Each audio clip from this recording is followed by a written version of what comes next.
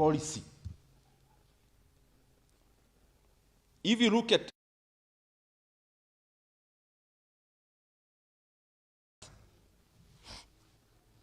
the highest capitalized company in the US now is Microsoft, over $3 trillion. The CEO is Indian.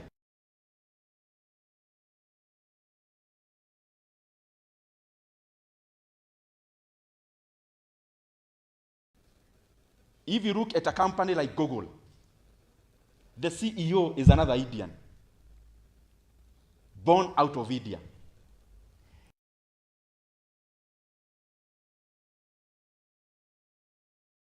Is the one that shapes policy. That even as we talk about entrepreneurship, and I want to take over from Janji, and I'm trying to meld between almost far right to show how interconnected they are. I was listening to Jaji about Kakuma. Your bedroom was the bank, was actually the banker of the bank, because you are keeping money there. Then you go back there. Do you know what you mentioned? You didn't mention a supermarket. You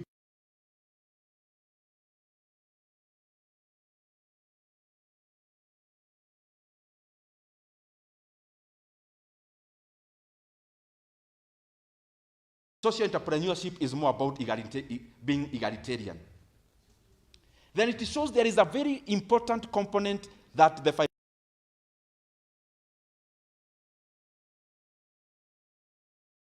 where money is distributable across many people.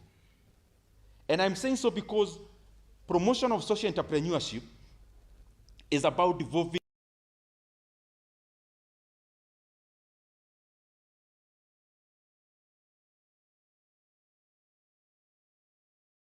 about quarterly reports.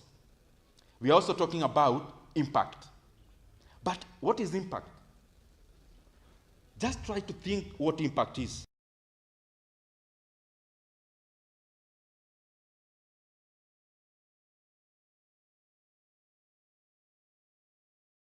Like in Kenya, we give 70 years and above some stipend every month. It is a social intervention. But what has the government said?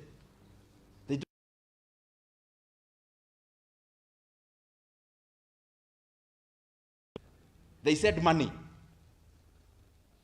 So money is also very integral then. Then in my take, that's why I said, respectively I made. Keep saying, I was in another place I was saying, in the economic class we say, it is not out of the benevolence of the baker that we enjoy.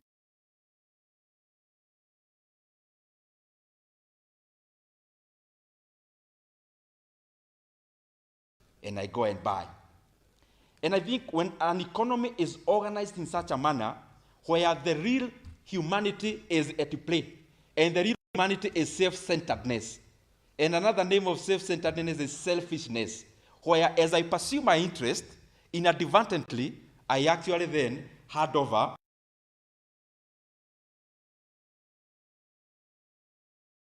for example, in the streets of Nairobi. If the government took up the roles of transporting us to our jobs in the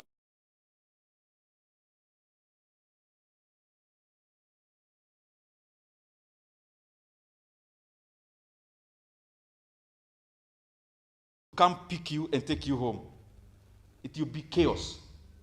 But capitalism comes organized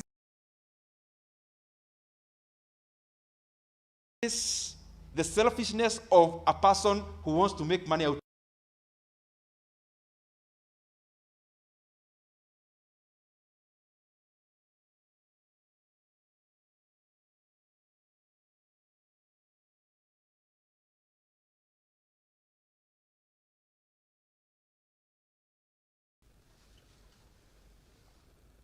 There is one thing that bothers me as a leader, and we are here to look for solutions. I usually say when I'm speaking,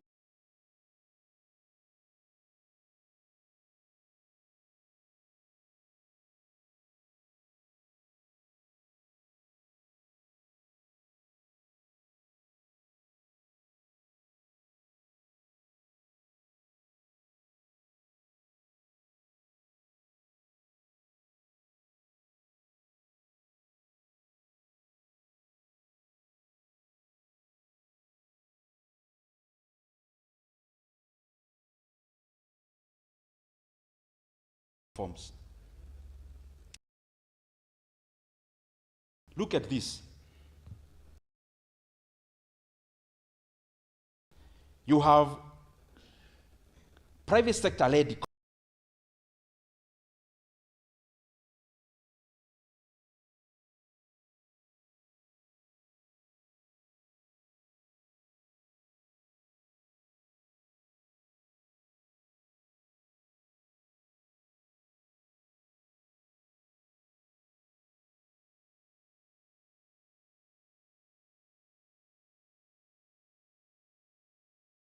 in the US, in the UK, and in other developed countries.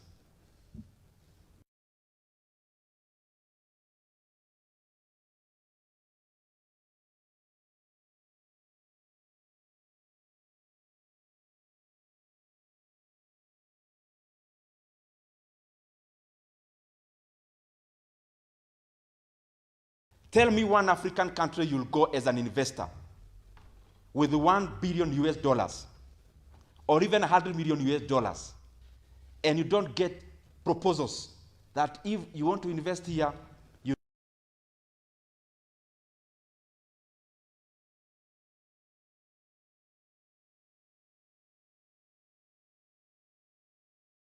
those who don't understand Kiswahili, I'm sure you get interpreters. We have an economy that wants to thrive. So we are operating below the radar all the time, below some ceiling.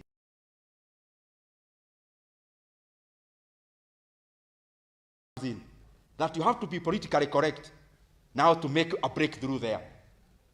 That for you to start an industry in this arena or in this way, then some person have to have some stake in some person taking you through the ropes. We have to start celebrating entrepreneurs. They don't exist for themselves. And I want to pose this question to all of us. Aliko Dangote.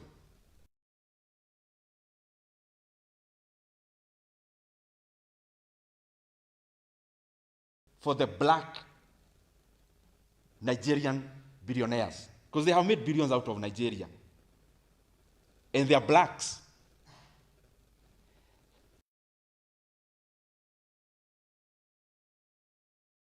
I'm still on government policy, actually. He starts with trading cement, trading sugar. Government policy is made, he becomes a manufacturer instead.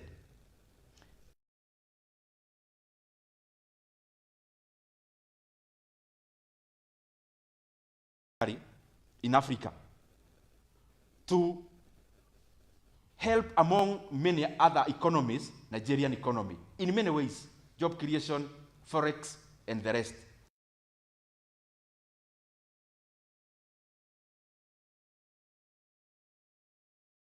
How much money do you need to spend even if you are to live 200 years?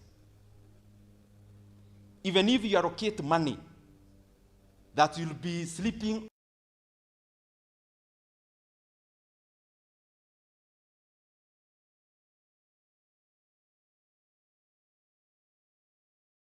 stress he would go through in coming up with a refinery. We may look at it selfishly and say he's making money, but for what money? He already has enough money to spend. What he's doing is to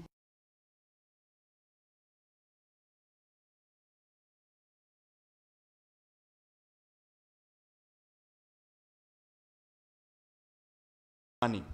That's money you can spend for as long as you live. So every other thing you are doing past that, you are actually an agent of the country. And even in the presidential medals,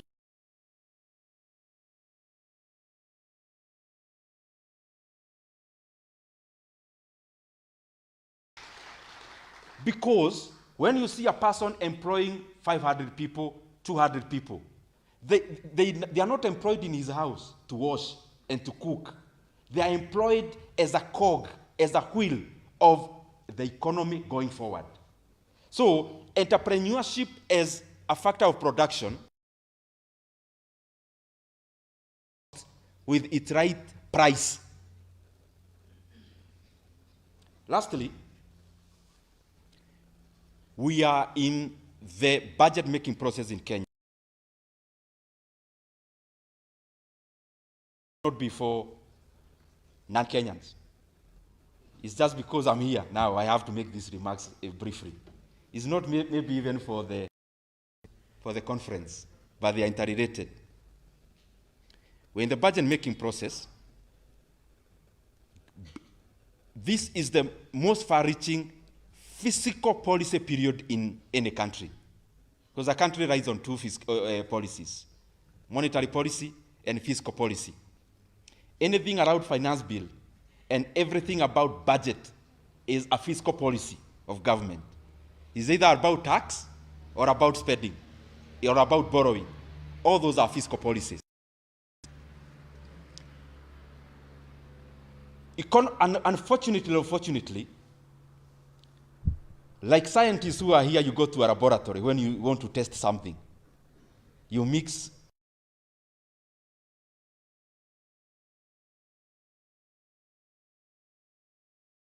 this and this, it gives you this color. So you experiment. In economics, you only experiment by doing. Or you economics is history. That's the only way. Now, we have different policies changing in Kenya every year. We now have the finance bill in the House.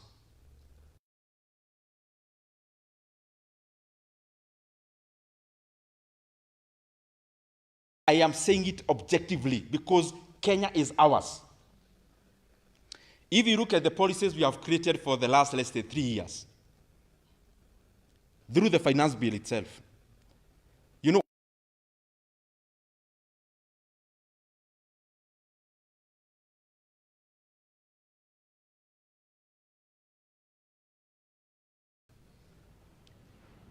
is a huge amount of money. Over 70 billion every year is a levy. Now, if you go to the Kenya National Bureau of Statistics,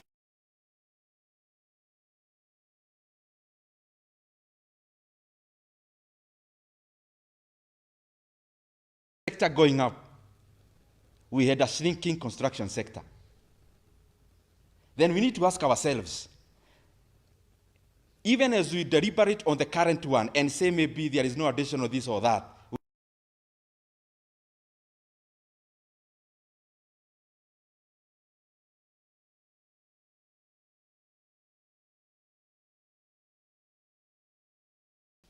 is it that the government is spending money or the private sector spending money?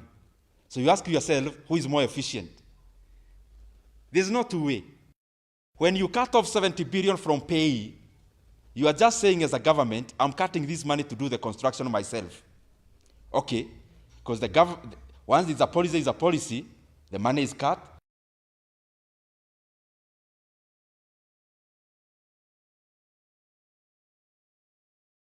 Construction is better left to the private sector of houses.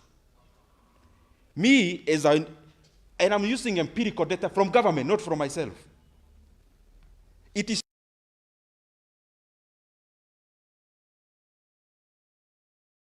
because it is the first time for many years, if you remove COVID years, that you are having construction sector shrinking other than increasing in terms of its size.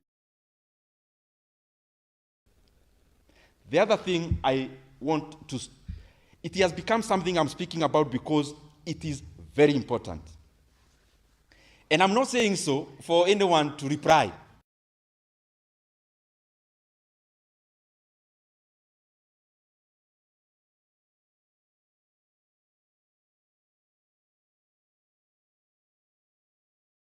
On the floor of the House. 4.2 thereabout trillion shillings. We have budgeted to borrow close to 900 billion shillings. So it's higher than the last year. So I'm asking Kenyans this question. We need to get out of the hole of borrowing and unsustainable debt. If you fall in a borehole or a ditch, an abandoned borehole which never produced any water, I'm just saying a ditch, and you need to get out of it, and your friend gives you anger or a hole ya kuchimba.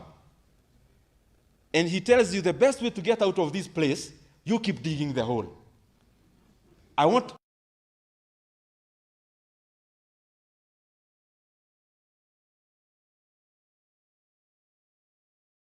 to get out of unsustainable borrowing. Every succeeding year, we must borrow less than the previous year. Now we are doing the reverse. We are borrowing more money this year than we borrowed last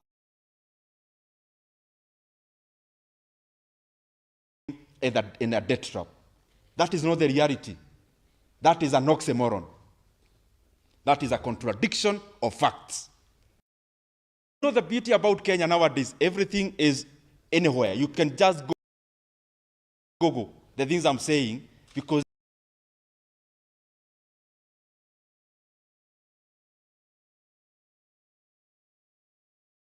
it's government documents I'm referring to.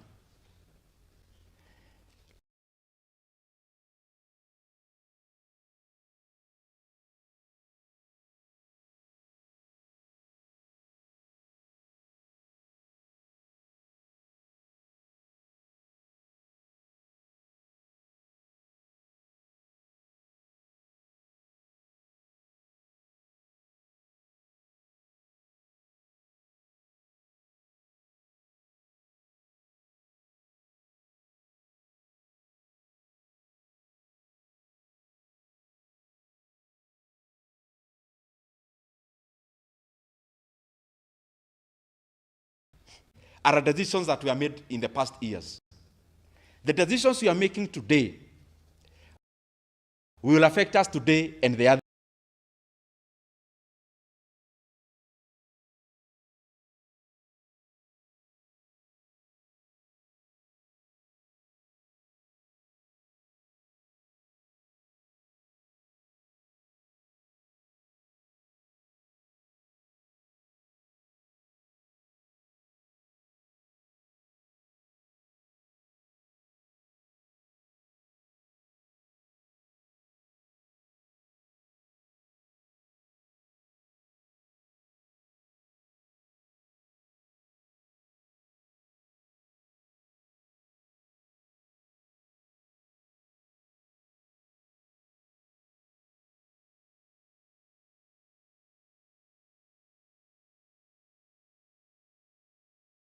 Is to be paid by Kenyans.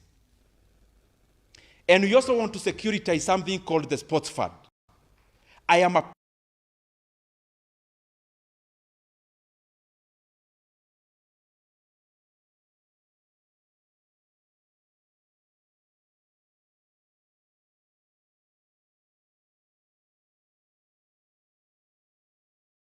next 7 years.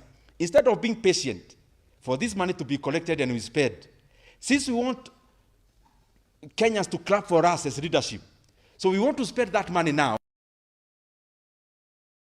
This money, we will also have needs to repair roads for the next 7 years. We also want to securitize sports fund, to build stadiums now, get clubs today, and then Kenyans are overburdened for the next many years on that securitization.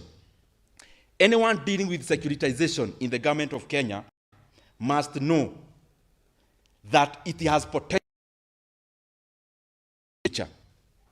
Because, one, we are not declaring it anywhere. In the budget, it's not there. In Parliament, there is no committee of Parliament that has dealt with that money. Money is already borrowed from commercial banks. Let us be prudent. Let us walk the talk. When we say we are not overburdening the country with borrowing, let us actually walk the talk of borrowing less every year than we borrowed the previous year. And I want to end it there and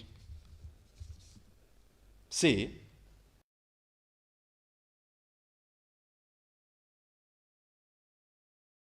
economics. The beauty about the economy, you cannot substitute figures with words. With the time, it catches up with you. The same government has released the data I'm talking about.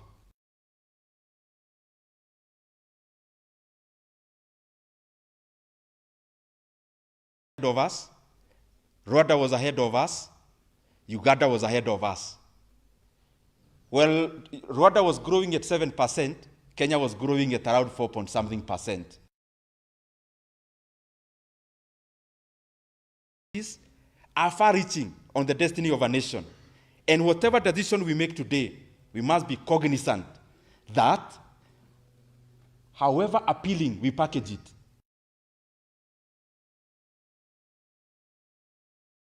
very soon, a bad decision. Thank you very much.